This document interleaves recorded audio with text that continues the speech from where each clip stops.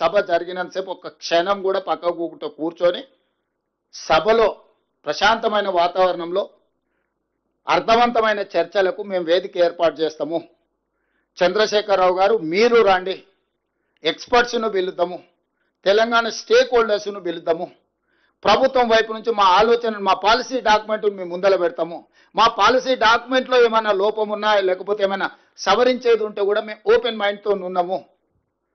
మేము వాటిని సవరించుకొని తెలంగాణ రాష్ట్ర రైతుల యొక్క హక్కులను శాశ్వతంగా ఎందుకంటే ఇప్పుడు లైన్స్ డ్రాప్ కాబోతున్నది, లా సెటిల్ కాబోతుంది. ఈ టైంలో మనం తేరుకోకపోతే, ఈ టైంలో మనం సరైన దిశగా దీన్ని ఒక విధానపరమైన ఆలోచనతో ముందుకు పోకపోతే తెలంగాణకు నష్టం జరుగుతుంది. కాబట్టి 40 సంవత్సరాల ప్రజా జీవితంలో సుదీర్ఘమైన అనుభవం కలిగిన చంద్రశేఖరరావు గారికి నేను సాదరంగా ఆహ్వానం పలుకుతున్నాను. ఎందుకంటే వారు ప్రధాన ప్రతిపక్ష నాయకుడు కూడా,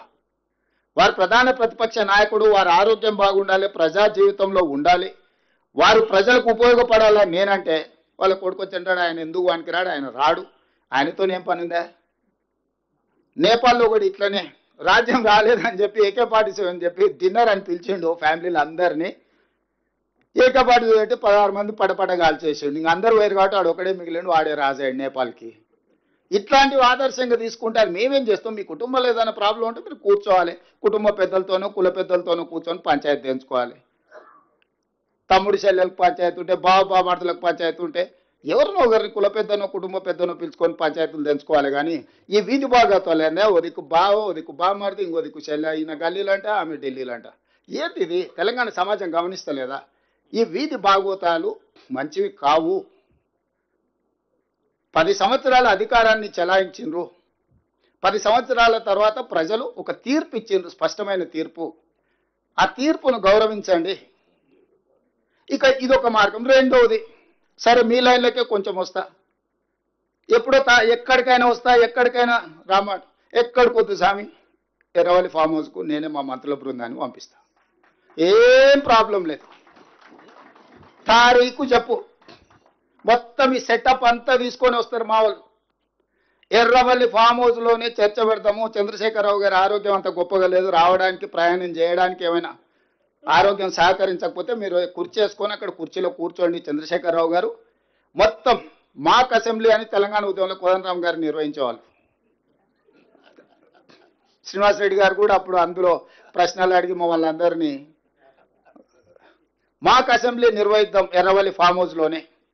మా మంత్రుల బృందాన్ని నేను పంపిస్తా, అన్ని వివరాలు చర్చించుకుందాం. కాదు కూడదు అని ఒకవేళ అంటే చంద్రశేఖరరావు గారు పిలిస్తే నేను కూడా వస్తా. నాకేం బేసిజాలు లేవు.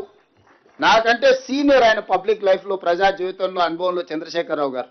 వారి ఆరోగ్యం సహకరిస్తలేదు, ముఖ్యమంత్రి గారు కూడా రావాల్సిందే. చర్చలు ముఖ్యమంత్రి లేకపోతే సమర్థవంతమైన అర్థవంతమైన చర్చలు జరగవు. ముఖ్యమంత్రి కూడా ఈ చర్చలు పాల్గొనాలి అని చంద్రశేఖరరావు గారు కోరుకుంటే ఎర్రవల్లి ఫామ్ హౌస్లో జరగబోయే ప్రజాప్రతినిధుల సమావేశానికి నేను కూడా వస్తాను. తారీఖు నిర్ణయించండి. క్లబ్బులు పబ్బులు అంటేనే మాకు కొంచెం ఇబ్బంది, మేము వాటికి దూరం మొదటి నుంచి. ఇప్పుడు కాదు, చదువుకునేటప్పటి నుంచి కూడా క్లబ్బులకు పబ్బులకు దూరము. ఈ తెలంగాణ వచ్చినప్పటి నుంచి వాటి మీద ఎన్నో బైక్ ఛాలెంజ్లు చేసినాం. గంజాయికి డ్రగ్స్కు వ్యతిరేకంగా ఎన్నో నిర్ణయాలు తీసుకున్నాం.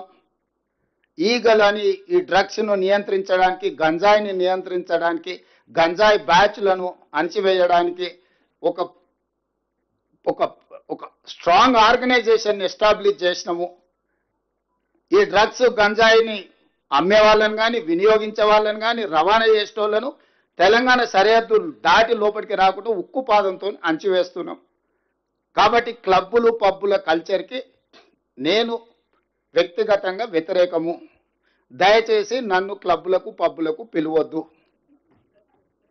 అయితే అసెంబ్లీకి పోదాం, లేకపోతే శాసన మండలికి పోదాం. కాదు కూడా పెద్ద ఆయన ఆరోగ్యం బాగాలేదంటే ఎర్రవల్లి ఫామ్ హౌస్ కూడా నేను వస్తా. ఇది నా సూచన.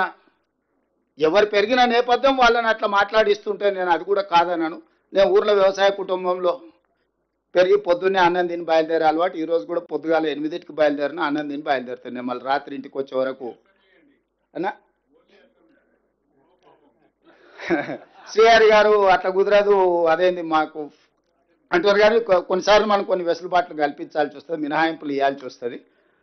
సో మినహాయింపులు ఇచ్చి అయినా సరే మనం చర్చ, అంటే నా ఉద్దేశం చర్చ జరగడం, ప్రజలకు వివరాలు అందించడం, వాస్తవాలను ప్రజలకు చేరవేయడమే మా యొక్క ఉద్దేశము. ఇక్కడ ఈ సమావేశాన్ని పెడితే ఒక మాజీ మంత్రి గారు ఫోన్ చేసి మా శ్రీధర్ బాబు గారికి అట్లెట్లా మీరు అక్కడ పెట్టుకుంటారు, మీరు పెట్టుకోవడానికి లేదు కదా అంటాడండి. ఇది ప్రజాభవన్. ఇక్కడ ప్రజలు వచ్చి రెగ్యులర్గా రిప్రజెంటేషన్స్ ఇస్తారు. ప్రజా సమస్యలకు పరిష్కారం కోసమే ఇది కట్టింది. ఇది ఘడి కాదు, కొద్ది మందికి పరిమితమైన వేదిక కాదు. ప్రజలు ఎవరైనా బాజాప్తా రావచ్చు, చెప్పుకోవచ్చు, ధర్మగంట కొట్టవచ్చు. ఇక్కడ ధర్మగంట కొడితే ప్రభుత్వం పలుకుతుంది, వాటిని పరిష్కరిస్తుందని. ధర్మగంట కొట్టడానికి రాజులు ఉన్నప్పుడు, రాజ్యాలు ఉన్నప్పుడు కూడా ధర్మగంట ఉండేది. పౌరులు వచ్చి ఆ గంట కొడితే ఏంది నీ సమస్య అని వినడానికి వేదిక ఉండేది. రాజరికంలో కూడా ధర్మగంట ఉండేది. అలాంటిది మీరు ధర్నా చౌక్ బంద్ చేస్తారు, ధర్మగంట బంద్ చేస్తారు, వీటిలల్లో గద్దరన్న లాంటి వాళ్ళకు ప్రవేశము నిషేధిస్తారు. వీటన్నిటిని బార్లా తెరిచి ప్రజలందరూ మేము ఆహ్వానించి ప్రభుత్వం అధికారికంగా ఇంతమంది ప్రజాప్రతినిధులను, అధికారులను పిలిచే సమావేశాన్ని ఏర్పాటు చేసుకుంటే హరీష్ రావు గారికి అభ్యంతరం. హరీష్ రావు గారు ఫోన్ చేసి మా శ్రీధర్ బాబు గారిని బెదిరిస్తున్నాడు, అట్లెట్లా పెట్టుకుంటారు మీరు అని. ఏంటి పద్ధతి? అంటే ఇప్పుడు ఏదైనా వాస్తవాలను వివరించడానికే ప్రజా వేదికలను మేము వాడుకుంటున్నాము. మేము వ్యక్తిగత ప్రయోజనాల కోసం దేన్ని వాడుకోవడం లేదు. ఇవాళ మీకు అన్ని కూడా వాస్తవాల ప్రాతిపదికన ఒక క్రొనాలజీ ప్రకారం మంత్రి గారు వివరించారు. దీన్ని ఒక నివేదిక రూపంలో, బుక్లెట్స్ రూపంలో కంప్లీట్గా నివేదిక తయారు చేసి రాష్ట్ర ప్రభుత్వం తరఫున వివరాలు అందరికీ కూడా అందించాలి.